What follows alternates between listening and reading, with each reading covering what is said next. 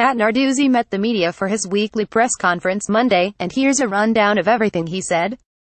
Narduzzi Big week in Pittsburgh, obviously, with bringing a playoff team here to Pittsburgh, a team that's in the top 4. It's senior day for all of our seniors, which as you look at this wall out here, there's not a lot of them, but there's some very meaningful guys that will play their last football game at home and at Heinz Field, so I think it'll be a great, emotional day, not only for the players but for the coaches and for all the underclassmen that have grown attached to these guys. Had them stand up yesterday and turn around and look at their teammates. It's going to be the last time that 2017 football team plays together. It's kind of a sad, really sad deal when you're playing your last football game, and there will be a lot of emotions Friday that go into also playing a tremendous football team with a ton of speed, a ton of confidence, and obviously playing at a high level right now.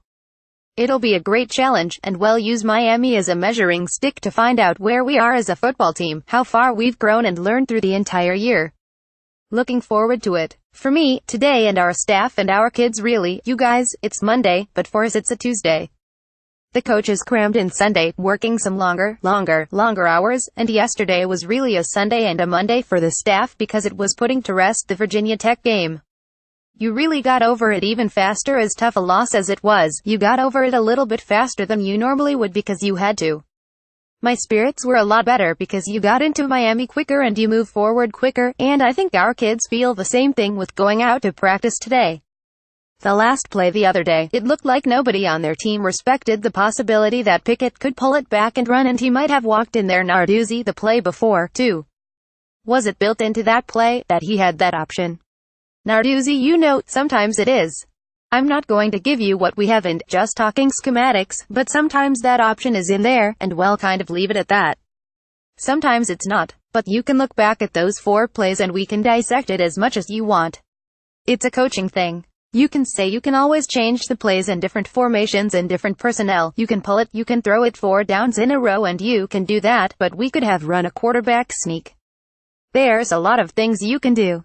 But the big thing to understand is you're playing one of the top run defenses in the country. That we rushed for 50 yards that day, and we were hoping to get that much, and we weren't able to get it. Why did you think those plays would work? Narduzzi, we got yards. Emotion was with us. We had momentum going in there. You get a big long run after a catch, and I think our kids think they're going to work.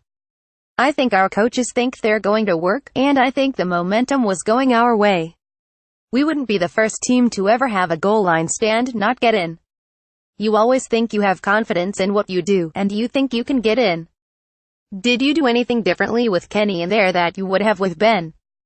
Narduzzi, probably not. It wouldn't be much of a difference, I don't think. I saw a lot of good things from the defense looking at the package of the total game. Narduzzi, yeah, there were some great things, really, on both sides of the ball. When you look at it, go to that last series, just getting the ball back to our offense. We talked about it after the game, just calling that timeout and getting your punt team out there and getting a chance to get the game. If we go for it on 4th and 10 and don't get it, the game is over. Everybody gets to the end of the game, take a few knees, but when you look at the people we had on the field, you look at where we came from, gosh, but game, North Carolina State, where we give up a big run, and we've got Elias Reynolds out there and Chase Pine, and those guys made some big plays and played significant time, so we're developing our guys for the future. You look at Phil Campbell, some of the great things he did out there. Phil Campbell he's a guy that's got no patience, and his patience finally paid off. He had his opportunity, and it worked out for him. I'm happy for him, and there's a lot of guys. Jordan Whitehead played to the field and did some really good things. Up front, I thought we did some pretty good things. Across the board, you look at it, it was a good football team, and we were an inch short, maybe a foot short, maybe a yard short. You talked about getting over the loss. The fact that you do have Miami, is that sort of good timing where it could be a down moment for your team after having the opportunity to play a really good team that impacts what's going to happen nationally. Narduzzi, yeah, I mean, I think we've just got to focus on what we're doing. It doesn't matter if we're playing Miami or playing whoever, Rhode Island, he'll use that. Doesn't matter who we're going to play. We've got one more opportunity to go out. It's going to be a senior day, and obviously we get to play one of the top teams in the country that's coming into our house, and a talented football team, I can tell you that. So I think it makes for more, but I don't think our reaction is going to be any different. It's a Friday game. It's a new schedule. It's a changing schedule for our kids, and they've got to come ready to play, and we will. You said you're not the first team that's ever had goal line stands. For a lot of kids in this group in their short time here, this is maybe probably the toughest result. How do you is this a maturity test for them, for those young guys? Narduzzi, I think every week is, whether you fumble on the one going in the week before. I mean, it's every week there's something. It didn't come down to that goal line stand, guys. Pull it up, we have 2 turnovers, they get 10 points from it, and we get 1 turnover, we miss a field goal. So we can put it all into the goal line stand. We could have finished it off way before that. We got a chance when they threw that duck ball up there to take it down and intercept it, and we don't, we slip, we fall, the coverage wasn't as perfect as we want. Wet like Avante underneath that thing and Jordan on top. We really had 2 guys behind the ball, we wanted one underneath and one on top for that jump ball that he threw up. So I mean, we can go play after play after play to pull it out. It's not one play, it's not one series, it's not 1 yard. We're going to find the inches throughout the entire game that we missed, and that's the important thing. It's not one play, it's not one guy. It's not pulling the quarterback and all of a sudden, let's not even go to goal line, let's score, let's get it in. Does Miami change how you view whether you start Kenny or Ben this week, depending on that matchup? Narduzzi, well, it's matchups, it's how we feel we can run the football, the whole deal. It's your run game versus your pass game, and we've got to get a run game going, period, and those are all things we'll look at with practice, as well, what we do there. Have you made a decision as to what you're going to do? Narduzzi, play it by ear, see practice, and go with that way. I think if we don't practice good, it's hard to start a guy that doesn't practice.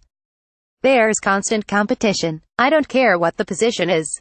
You've seen a revolving door at the dent position this year, from the beginning of the year if you look at the depth charts, at least our depth chart, maybe not yours.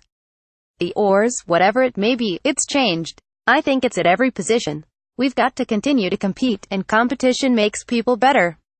Ben had a heck of a day out there today, I can tell you that. You talk a lot about situational placement of players. It may be better to have kind of one guy at that position, even though it is the last game of the season. Narduzzi, maybe. Wouldn't it be better to have a guy and have trust in him? Narduzzi, maybe. Still trying to gain that trust. Narduzzi, still trying to gain it, and it's competition. When is the time? I don't know. Well, find out. What did you think of what you saw on tape from Kenny? Narduzzi, Kenny did a nice job. Kenny threw the ball well, which we thought he could, but you never know in a game. He just gave us a chance. He threw even in the 2-minute drill. Go back to those inches, the first one he doesn't throw a great ball and the first play of the last drive with 134 on the clock and then comes right back to the same play and puts it right there on Jester's hands and we can't pull it down, which might have been another 15, 20-yard gain, which then when you hit the next one, it's going to be in the end zone. We don't have to go whatever that was, 60 yards, we've only got to go 40 yards. So there are so many things that happened. But he had some good ball placement. Even his interception, just got to put a little more air on it. The corner came off the smash and bailed into the 7, which was a nice play by him. The same thing we do in our coverage, just got to get it up a little bit more. But it wasn't a desperation, it wasn't just slinging it down the field. He made the right read and just had a little bit better ball placement, and with time those things are going to be fixed. But I was impressed with what he did in there in that environment, too. The environment was not an easy environment for any quarterback to go into, and I thought both of them really handled it well. Was that a good throw in the end zone on the goal line? Did Kenny give Jester a decent chance to make that play? Narduzzi, not as good as you'd like it to be. There was 2 thoughts on it. We ran it on 2nd down, and that was just a fastball, throw a fade for a young guy, maybe it was a little deep. Wish we could have got set a little faster. Coach Fuente was down about near the 15-yard line trying to tell somebody to go cover him. We could have almost snapped it out and thrown it to him at the 3, but just the time and the guy ran out there, so it was a little bit different based on where that DB was when the ball was snapped because he was working his way out to get to that guy. But it was kind of a fast ball because of the clock. It was either that or kill it and then get your last down in, which would really be a waste. We had a chance at it. You mentioned Chase Pine. He moved to outside linebacker. Is he a guy you're still trying to figure out where his best spot is moving forward? Narduzzi, I think he can play Mike, he can play Money. He's athletic enough to play both of them. He's physical, he played physical in the game. It's good that he's played both. It's just really moving him around where our best we could leave Elias at Mike and him, and then you've got 3 guys there that you want to get playing time to, and it's really just kind of moving them around. It's like when Ginny's is back, where is Salim going to go? Now what do you do? That's a good problem that we're developing some of these young guys, and you're going to come into spring ball with some more competition because those guys are going to be hungry. They've got a little taste. It's nice they're getting a taste of what it's like, and they've got game experience. It's going to make us better for the future. Is there one part of the job that's taking Chase longer to pick up than the others? Narduzzi, I think it's just consistency. With Chase and Elias, for any young guy, there's times things happen fast out there, for a quarterback, for a linebacker, for a DB, even for Phil Campbell, but it's having your opportunity and taking advantage of your opportunity. We give you a couple plays and you mess it up, it's hard to go, hey, go back in there, let's see if you can do it again. But they've gone back to practice and have been more consistent in practice, and it's focus every day. It's not just focus on game day. You've got to focus on practice every day, and it's not easy waking up at 6:30 in the morning, coming to practice, having a meeting, going to meetings, going out there and staying locked and keeping 105 guys focused and locked in on what they need to do, and I think you start to figure out what the recipe is to be able to go out and be successful and not just thinking you're a gamer. Practice is important, and you've got to show us and let the coaches know you have confidence in your gun and not only know what to do because they know what to do, but then you've got to go out and execute it at a high level, at a fast tempo. What has impressed you about Miami? Narduzzi speed. They've got athletes all over the field.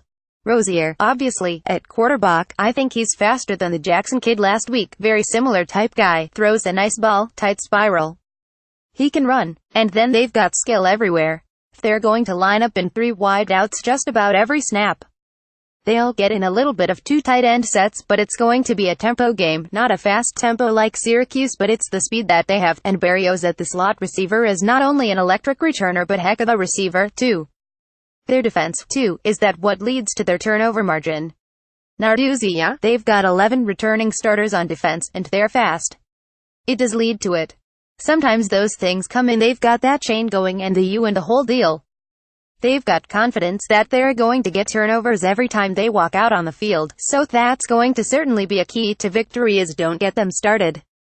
They want to pass that chain around and have 10 or 12 guys have that chain around their neck, so we've got to make sure that thing stays wherever they keep it when they walk out on the field. We've got to try to keep it in that box. Your seniors are going to be playing their last game, but what are the chances that maybe one of your juniors is playing his last game and has a chance to play at the next level? Narduzzi, that's something we'll evaluate after the season. I think it's tough. Anytime you win 4 games, there is not a lot of NFL teams rolling down. Usually when you've got NFL guys that are, I think that's been wherever I've been. You win 8 or 9 or 10 or 11, 12 games. 13 games I've won before. Some of those underclassmen say, okay, good. I think the chances are less when you win 4 or 5 games in my opinion. But is that how you want to finish this business is what he'll talk about, but I'm sure there's guys that are going to test the water, which they should. That's their right. If that's something they're going to do, we certainly are going to push them. We want what's best for them. It's about getting their degree. Do you have your degree? It comes down to making money, and are your opportunities better now or later? And I think that's what's got to be evaluated for a couple guys. You lost 7 games already. Anything for you as far as any personnel decisions with more of an eye towards the future? Narduzzi, I think you naturally do that, but we want to win football games, so we're not going to do anything to hurt our chances to win a football game. I think it's giving coaches a little bit more leeway to say, hey, let's see what this guy's got, but I think that naturally happens if you're not finding those inches with those 11 guys that are out there on one side of the ball or the other or special teams. They say, hey, what's the difference? Let's see what this guy has got, and that's the nice thing. You've seen some guys step up and make some plays. You haven't been in position often in your career where it's the end of the season and there's nothing beyond this. Narduzzi, you don't know what to do. What are the challenges for a coaching staff when sort of this is it and it's a definitive end for this group? Narduzzi, I don't think there's any decisions we have to make as a staff to say, oh, now what do we do? We know what we do. We go right on the road recruiting on Sunday. We'll be on the road recruiting, and it's one of those years that is different than any other year that we've been around ever in that the signing date is on the 20th of December. I know there's 2 signing dates, but that's going to be the big one, so it does create different problems there, so it just gives us an earlier chance to get to there, get on the road and finish up business there because that's so critical. Do you revisit anything? Miami has a lot to lose in this game. This program has at least one win that I can think of where they ruined plans. Did you revisit any of the history or opportunities where teams have ruined another team's shot at something? Narduzzi, you could, maybe I'll bring you in. Laughter, but really we can focus on what happened back in whatever year that was that ruined your New Year's, or we can focus on the now. Ultimately it comes down, kids like history lessons every once in a while, but it's really right here, right now, what's going on now, and the point is we've got a great Miami team. Walking into Pittsburgh on Friday, they're going to spend their Thanksgiving evening right here in the beautiful city of Pittsburgh, and then we're going to go out and give it everything we've got. What about the win last year against Clemson? Most of these guys were actually part of that. Narduzzi, you mean the history of that game? Yeah, you talk about that in terms of, we did it a year ago, Narduzzi. Yeah, I think our kids know that. It's one of those, okay, coach, I've got you, we've got to focus on what we're doing, whether it was the West Virginia win or the Clemson win. But it's really about it's about Miami. We can't lose focus and say, oh, yeah, we did it so it's going to happen. It's about working your tail off and believing that you can get the win and playing up to that level, because it's not going to take an average game. It's going to take a big-time game out of a bunch of people to make plays. Did you the Pitt West Virginia game back in 2007? Narduzzi, I can't remember. Do you make it a point of telling these guys you can determine college football, or? Narduzzi, we're just worried about getting a first down, trying to get a sack, trying to get off the field on 3rd down. We could tell stories and all that, but let's tell a story after Friday afternoon. That's the story I want to tell.